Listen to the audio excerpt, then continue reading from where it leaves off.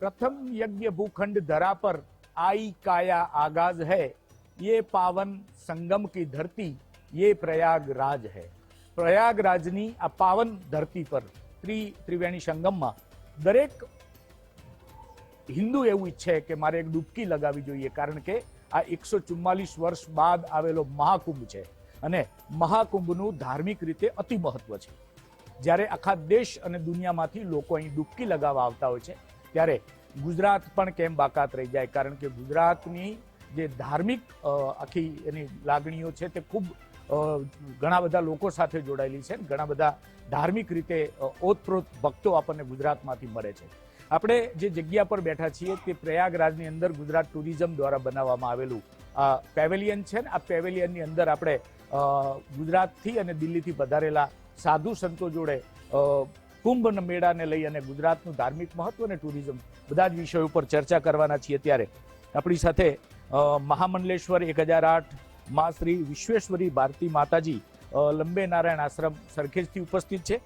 त्यारबाद महामंडलेश्वर 1008 श्री गणेशानंद जी महाराज गणेश धाम दिल्ली बहादुरगढ़ से उपस्थित हैं और हमारे महामंडलेश्वर 1008 श्री ऋषि भारती जी बापू जूना अखाड़ा से उपस्थित है। आप त्रणेयनु अमे अहींया स्वागत करीए छीए। माताजी आपनाथी शरूआत करीए। कुंभनो मेळो अने दरेक व्यक्ति एवुं ईच्छतो होय के एक वखत तो अहींया डूबकी लगावी जोईए। तमारी दृष्टिए कुंभना मेळानुं महत्व केटलुं? आम जोईए तो कुंभनो मेळो एटले एक धार्मिक हिंदू धर्मनुं एक मेन अने मोटुं पर्व कहेवाय। आपणे कुंभनो मेळो एटले समझो के धार्मिकताथी जोड़ेला हरेक संतोना दर्शन अहींया ज करवा मळे छे। एक माध्यम तो ए छे के संतोनो जो मेळावो छे, जे संतो अहींया उपस्थित छे, नागा सन्यासी होय, महामंडलेश्वर होय, अन्य संतो जे देश भर से यहाँ अहींया आवे छे, तो एना माटे एना दर्शन करवा माटे मेन तो कुंभनो मेळो छे। बीजी वात छे त्रिवेणी संगम અને 12 વર્ષે જ્યારે આ મેળો હોય છે, જેમ ભગવાનના 12 દિવસ તો 12 વર્ષે એકવાર પૂર્ણ કુંભ છે, તો એક તો 45 વર્ષ પછી આવ્યો છે। તો બધાને ટીવીના માધ્યમથી અને આપણે ઇલેક્ટ્રોનિક મીડિયાથી એટલી જાહેરાત થઈ છે, પહેલાં પણ માણસો આવતા જ, પણ જે આ આધ્યાત્મિક લાઈફ છે એ હવે આમ ઓપન આપ બતાવો છો તો બધાને વધારે એક હિન્દુ ધર્મ પ્રત્યે એક લાગણી આપ સબ લોકોએ પણ મહેનત કરી છે આ મેળા માટે। जी जी जी गणेशानंद जी, आपसे जानना चाहेंगे, यहाँ पे हर जगह से साधु संत आते हैं, महात्मा परमात्मा आते हैं, ऐसा माना जाता है कि जो पहले कभी नहीं देखे गए वो साधु संत नागा बाबा भी यहाँ उपस्थित होते हैं। यहाँ आने वाले भक्तों के मन में या दिल में ऐसी कौन सी जिज्ञासा होती है और ये क्या जानने यहाँ पे कुंभ में आते हैं? बहुत सुंदर आपने प्रश्न किया है। वास्तव में कुंभ शब्द का इतिहास हमने समझ लिया तो कुंभ शब्द के शाब्दिक अर्थ के अंदर ही सारा का सारा कुंभ नगरी का, कुंभ महिमा गरिमा का हमारा ज्ञान होगा। ये जितने भी साधक यहाँ विश्व के आते हैं, आध्यात्मिक अपने जीवन की निसरे सिद्धि स्वरूप सायुज्य मोक्ष के जो पवित्र साधक है, अपने गुरुओं से लिए हुए बीज मंत्रों का और अपने परंपरा से आई हुए रिद्धि सिद्धियों का अपने आप आत्मसात करने के लिए यहाँ आते हैं। स्वयं राजंती इति स्वरः, स्वर हमारा धर्म का एक बीज मंत्र है और वो बीज मंत्र के अंदर ये हमारा सारा का सारा बीज मंत्र यहाँ सिद्ध हो जाता है, जिसको हम ओम की ध्वनि बोलते हैं। और ये ओम की ध्वनि ब्रह्मांड के सारे तारे नक्षत्र लाइनअप हो जाते हैं और लाइनअप होने का ये सबसे बड़ा प्रमाण आपको बताएंगे। आप चंद्रमा को देखिए और सूर्य को देखिए और बीच में हमारा कैलाश पर्वत का महादेव भगवान शिव का पॉइंट देखिए, तो ऐसे आयप भी निकले हैं और सारे ही ग्रह 9 के 9 समझो ग्रह सारे एक लाइन पे आते हैं। जैसा स्वर मिलाने के बाद हारमोनियम, तबला, सितार, गिटार, वाद्य यंत्र जैसा स्वर एक सुरती में आ जाते, उसी प्रकार से बीज मंत्र सारे ब्रह्मांड के एक सुरती में आ जाते और साधक अपने सायुज्य मोक्ष का अनायास अपना आत्यंतिक दुखों का निवारण और परमानंद की प्राप्ति करने में सफल हो जाता है। इसलिए कुंभ की बहुत बड़ी गरिमा है। हम अपना सौभाग्य है कि सनातन की जो परंपरा हमारे गुरुओं ने हमारे को जो शिक्षा दीक्षा और नागा संतों ने हठ योग के माध्यम से अपने शरीर से बाहर जाके, सूक्ष्म शरीर से बाहर जाके, कारण शरीर से बाहर जाके जो विज्ञान हमारे को शक्तिपात करते, उनके कृपा से ही समझे कुंभ संपन्न होता है।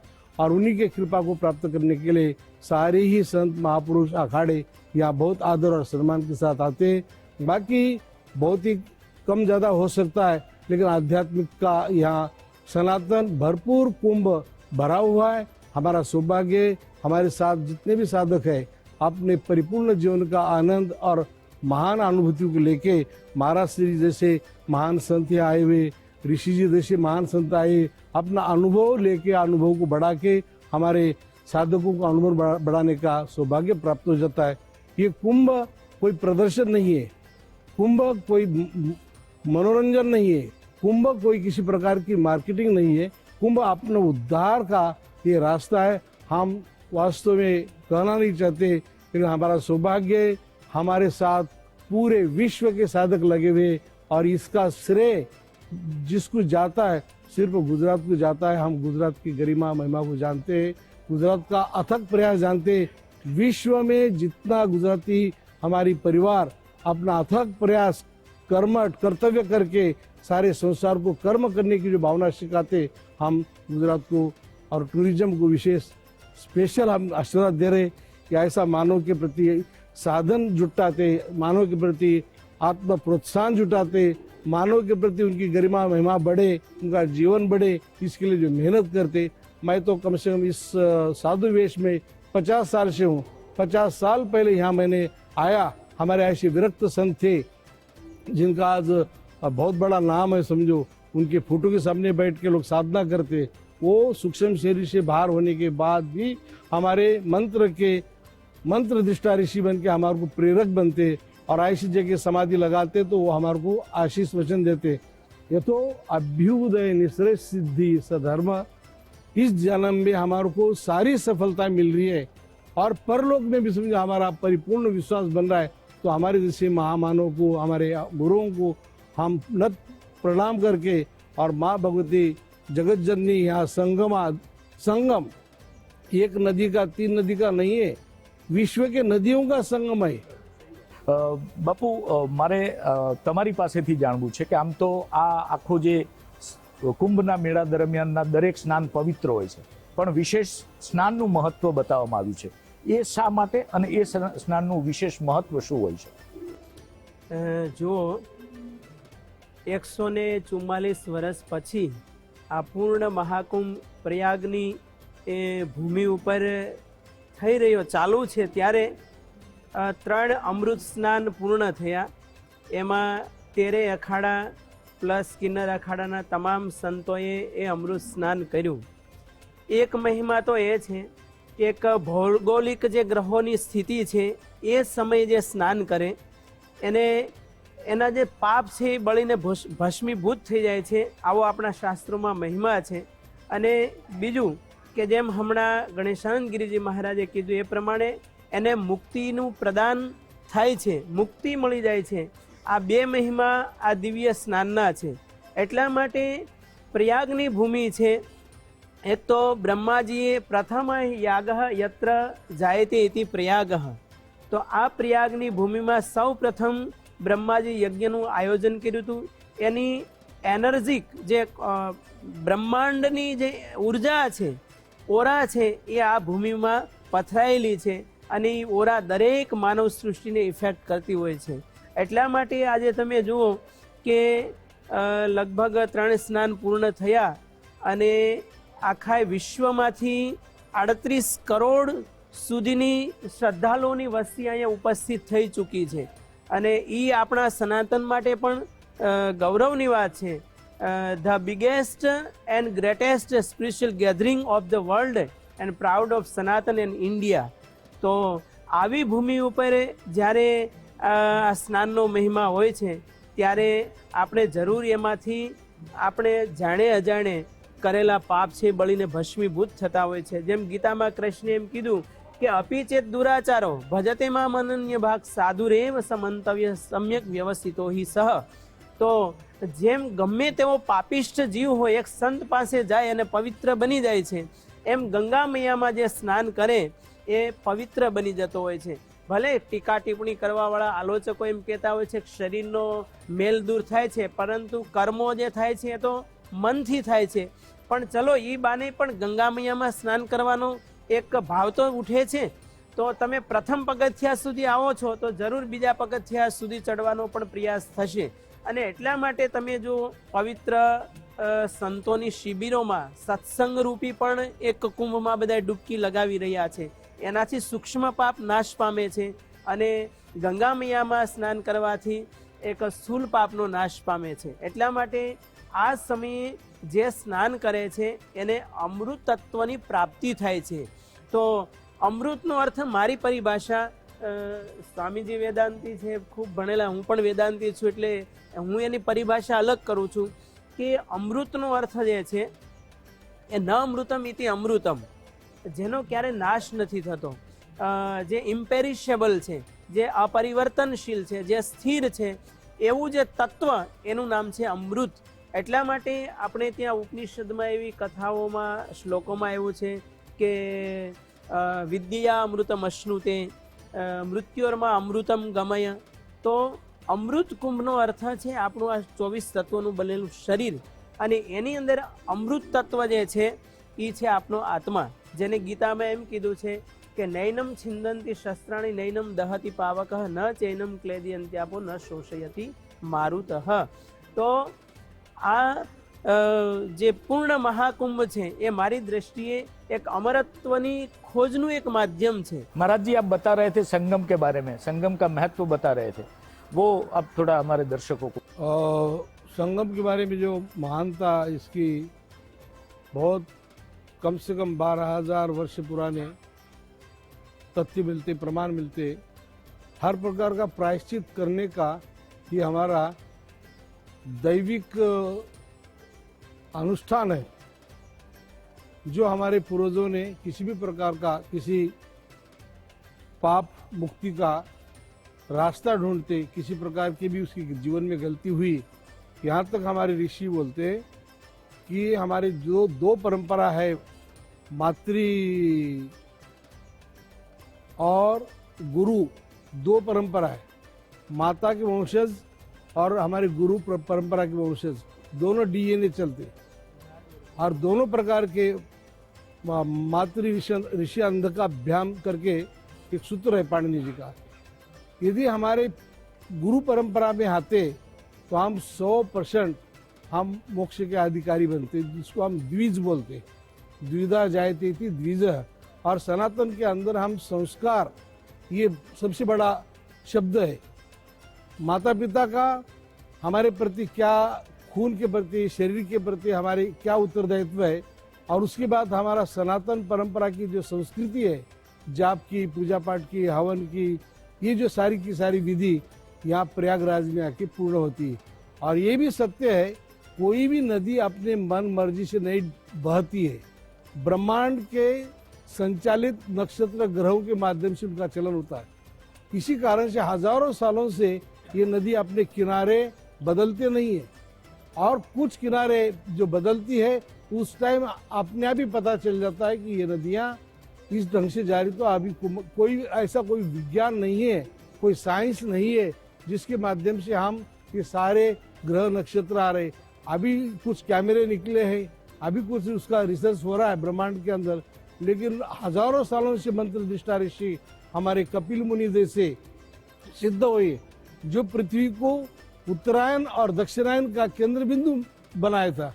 इसी कारण से केंद्र बिंदु हमारा प्रयागराज है।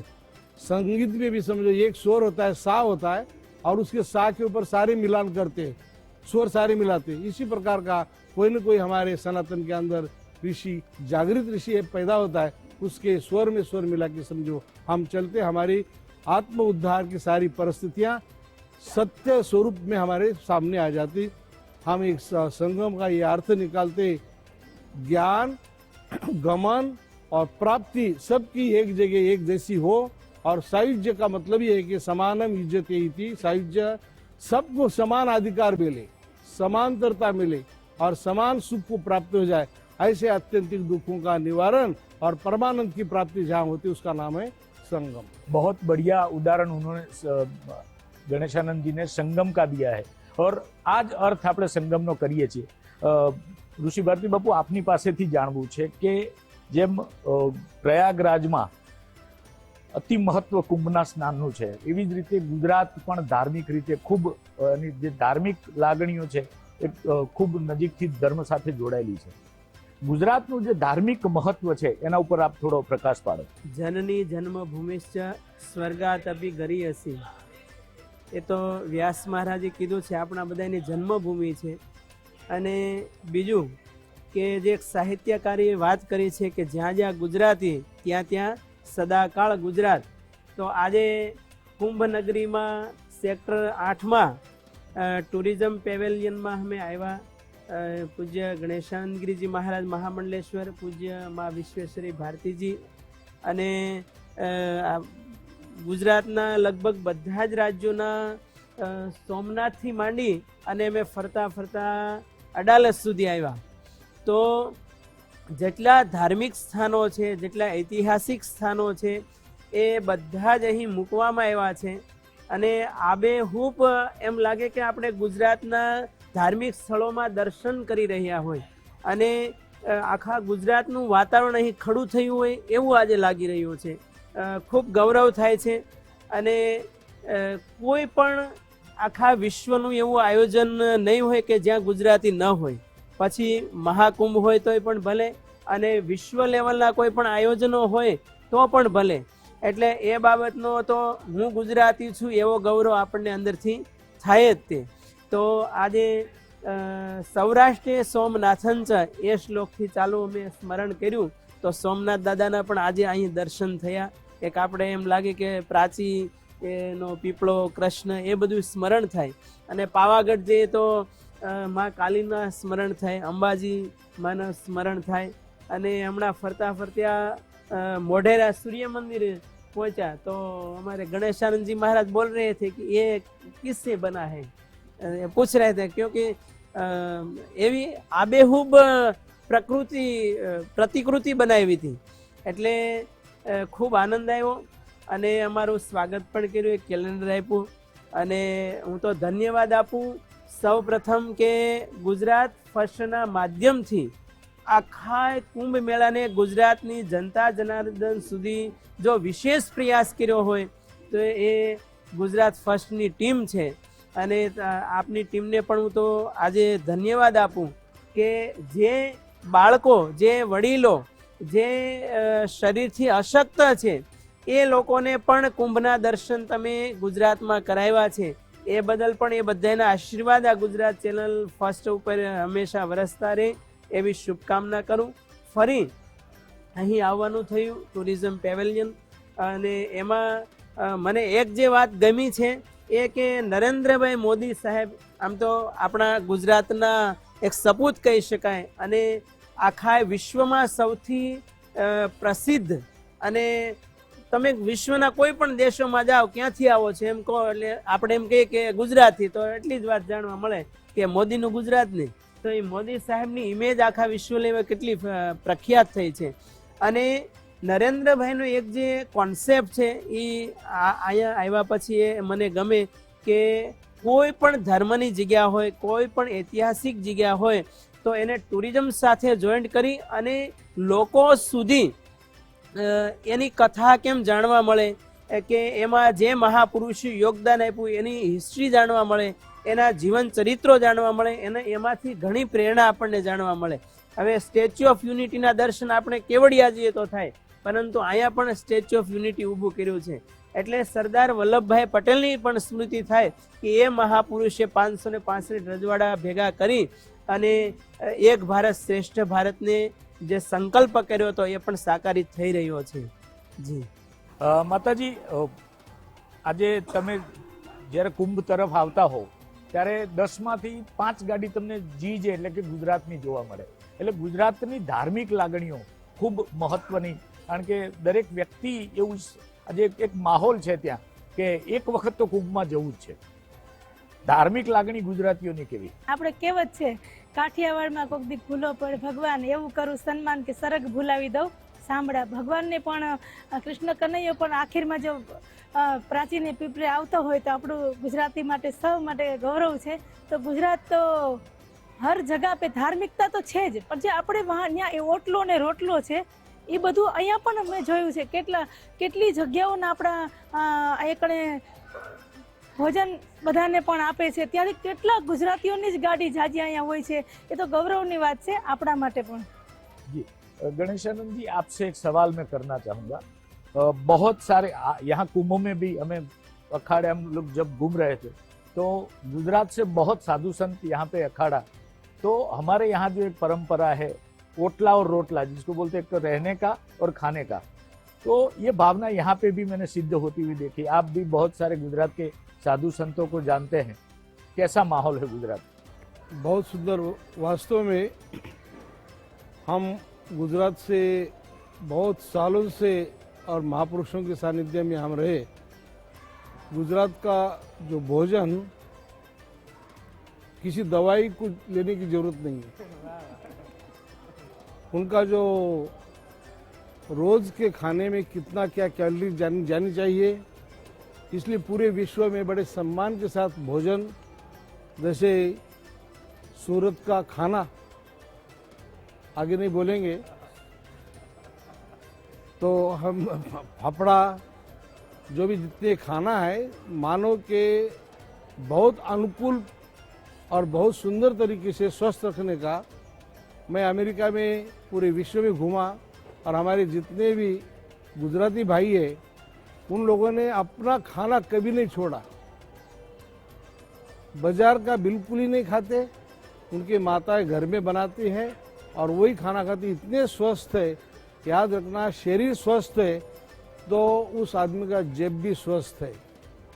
इसलिए गुजरात में स्वस्थ होने का एक बहुत बड़ा सूत्र है. यदि खाना यदि उनका सीख लिया तो किसी डॉक्टर को पैसे देने की जरूरत नहीं पड़ती है. इसलिए गुजराती फैमिली के घरों में लक्ष्मी जी की पूजा होती है और बहुत सुंदर तरीके से उत्सव होते हैं, दांडिया होती है, गरबा होता है, संगीत होता है. बहुत आनंद और बहुत महान मानव के लिए शिक्षा का गरिमा महिमा लघिमा ये सारे के सारे अष्ट सिद्धियाँ गुजरात में देखने को हमारे को मिलता है. सही बात है, हम इस हिसाब से बहुत भाग्यशाली हैं. બાપુ, તમને એક મારે ખાસ પૂછવું છે કે ટુરિઝમ દ્વારા ધાર્મિક સ્થળોએ જનરલી એવું બને કે બાળકો ત્યાં જવાનું એવોઇડ કરે, પણ હવે ધાર્મિક સ્થળો સાથે મનોરંજનને પણ ગુજરાત ગવર્મેન્ટે જોડવાનું, ટુરિઝમ ડિપાર્ટમેન્ટે જોડવાનું. માનો કે અને બાળકોની એક ક્યુરોસિટી હોય જાણી લેવાની. તો માનો કે સોમનાથ જાય તો લાઇટ એન્ડ સાઉન્ડ શો હોય, કે દ્વારકા જાય કે કોઈ પણ જગ્યાએ લાઇટ એન્ડ સાઉન્ડ શો અથવા તો મનોરંજનના માધ્યમથી એ જે ટુરિઝમનો આ પ્રયાસ છે એ બાળક આગળ જતા યુવાન થવાનો છે ને એ જ દેશને ચલાવવાનો છે. તો આ બાળ માનસથી જ આ કેળવવાની જે વાત છે એ કેટલી અસરકારક સાબિત થાય? જો હમણાં મેં વાત કરી હતી કે નરેન્દ્રભાઈ મોદી સાહેબનું જે કોન્સેપ્ટ છે એ ખૂબ અદ્વિતીય, અનુપમ અને અનુભવજન્ય છે. કારણ કે જે બાળકો છે એ સૌ પ્રથમ પરમાત્મા કે ધર્મ સાથે જોડાવાનો પ્રયાસો સૌ પ્રથમ નહીં કરે. સૌ પ્રથમ એને મનોરંજન ક્યાંથી મળે? પણ નરેન્દ્રભાઈ મોદીએ જે પ્રયાસ કર્યો છે કે મનોરંજન દ્વારા મનોમંથન કેમ થઈ શકે, અને સેન્ટરમાં આપણા બધા દેવી દેવતાઓ અને આપણા જે હિસ્ટોરિકલ પ્લેસ છે એને સેન્ટરમાં રાખ્યા છે કે પ્રથમ ભલે મનોરંજન થાય પણ મનોરંજન હશે તો પછી તમે અધ્યાત્મ તરફ આગળ વધી શકશો. એટલે એ વાતને તો અમે સંતો પણ ખૂબ સરાહનીય ગણીએ છીએ. અને બાકી તમે ગુજરાતમાં જુઓ તો ઘણા સ્થાનો હતા, ગુજરાતમાં નહીં તો આખા ઇન્ડિયા લેવલે જે સ્થાનો હતા જેને કોઈ ઓળખતું નહોતું, જેને કોઈને ખ્યાલ નહોતો, એવા સ્થાનોને પણ નરેન્દ્રભાઈ મોદીના માધ્યમ દ્વારા આખા વિશ્વ ફલક ઉપર ગુજરાતના અને ભારત વર્ષના સ્થાનોને મૂકવામાં આવ્યા છે. અને આપ ગુજરાત સરકાર કે ભારત સરકાર હોય એને મોદી સાહેબ આવ્યા પછીના જે બજેટો તમે જોશો તો પણ ખ્યાલ આવશે કે જે સ્થાનોમાં વર્ષોથી કોઈ આવક નહોતી તો વૈશ્વિક લેવલે ઇકોનોમિક ડેવલપમેન્ટ પણ એ દ્રષ્ટિએ ઘણું થયું છે.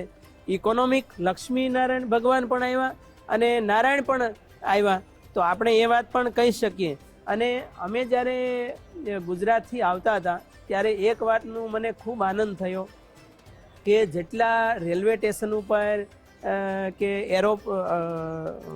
એરપોર્ટ ઉપર જે મોટા મોટા સ્ટેશનો જોયા અથવા મોટા મોટા જે ચોરાહા હતા ત્યાં જોયા તો લગભગ 5 ભાષાઓ બોર્ડ ઉપર જોવા મળતી હતી. તો એમાં એક ગુજરાતી ભાષા હતી.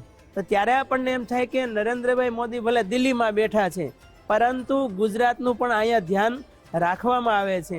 અને એમાં આનંદીબેન પટેલ આપણા ગવર્નર છે, એને આ કોન્સેપ્ટ મૂક્યો અને એ પણ બધાને ખબર છે કે ગુજરાતીઓ ગમે ત્યાં જાય એટલે ફરવાનું તો એને જોઈએ, અને આખા વિશ્વ લેવલે ગુજરાતીઓ જેટલા મોજીલા કોઈ નથી. એટલે સૌથી વધારે ફરવા કે ભલે ફરે પણ પછી ધર્મ સાથે જોડાય છે. આજની યુવા પેઢી છે, એની ઉંમર હોય એટલે ફરવાનું પણ જોઈએ, પણ માત્ર ને માત્ર સેન્ટ્રલ પરિધિમાં નથી ફરતા, પણ પછી સાથે સેન્ટર એને પકડાવવામાં આવે છે કે ભાઈ આ આપણું મુખ્ય લક્ષ્ય, જેમ સ્વામી વિવેકાનંદ કહેતા ઉત્તિષ્ઠત જાગ્રત પ્રાપ્ય વરાન નિબોધત, તો આપણું મુખ્ય લક્ષ્ય છે અધ્યાત્મ પરમાત્મા. તો મનોરંજન દ્વારા પણ કેમ અધ્યાત્મ તત્વની પ્રાપ્તિ થાય એ એક કોન્સેપ્ટ, હું તો કહું ભલે વિરોધીઓ ગમે એટલી વાતો કરતા હોય છતાં પણ આખરે તો એને એનો સ્વીકાર કરવો જ રહ્યો. જી, બહુ સારી વાતો આપણા સાધુ સંતોએ આપણી સાથે શેર કરી. મહાકુંભના મહત્વથી લઈ ગુજરાતીઓનું ધાર્મિક યોગદાન અને ગુજરાતનું ટુરિઝમ, આ દરેક વિષય ઉપર ચર્ચા આપણે મહાકુંભ પ્રયાગરાજમાં જે ગુજરાત ટુરિઝમનું પેવેલિયન બન્યું છે ત્યાં બેસીને ચર્ચા કરી. આપ ત્રણેય મહાનુભાવો અમારી સાથે જોડાયા, આપના અમૂલ્ય વિચારો અમારી સાથે શેર કર્યા એ બદલ આપ ત્રણેયનો ખૂબ ખૂબ આભાર. તો પ્રયાગરાજમાં ડૂબકી મારવાની હજી જો તમારે બાકી હોય અને મનના ખૂણે ઈચ્છા થાય તો એ પૂરી કરી લેજો, કારણ કે મહાકુંભ 12 વર્ષે આવશે ને આ જે સંયોગ છે એ તો 144 વર્ષે આવશે. એટલે કદાચ આ એક અને આવતો પૂર્ણ મહાકુંભ 2169 માં આવશે. એટલે કદાચ આ આપણી રનિંગ પેઢી ને એની પછીની પેઢી નહીં હોય, પછીની પેઢી પણ એનો લાભ નહીં લઈ શકે. એટલે આપ પણ પ્રયાગરાજ પધારો અને સંગમમાં ડૂબકી લગાવો એવી શુભેચ્છા અમે પાઠવીએ છીએ. આટલું જ અત્યારે. નવા વિચારો સાથે ફરી મળીશું, ત્યાં સુધી રજા આપો. નમસ્કાર.